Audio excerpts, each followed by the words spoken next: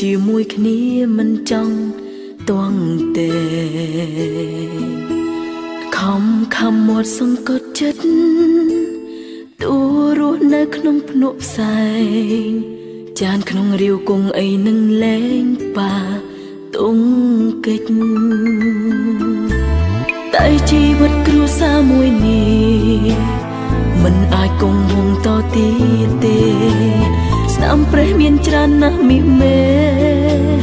ដល់ពេលដែលត្រូវផ្ទុះបែកហើយបងតាចោលអូនបងតាចោលកូនឲ្យអូនរងតែទឹកនេត្រាបងមិនធ្វើខ្លួនជាមេគ្រួសារយប់ណាក៏អូននៅម្នាក់ឯងជីវិតលេងលា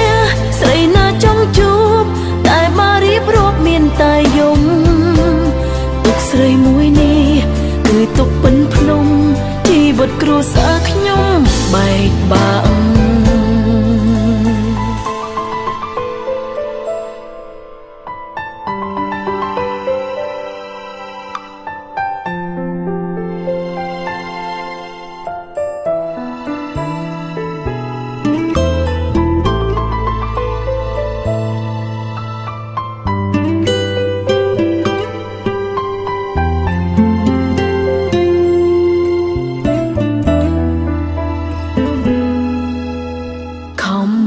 មាត់សង្កត់ចិត្ត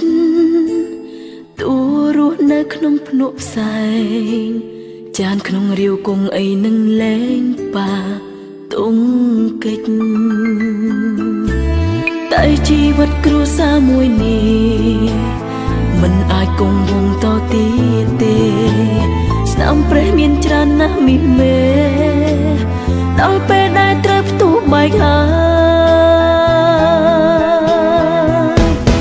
បងតាចោលអូនបងតាចោលកូនឲ្យអូនរងតែទឹកនេត្រាបងមិនធ្វើខ្លួនជាមេគ្រួសារយប់ណាក៏អូននៅម្នាក់ឯងជីវិតលេងលា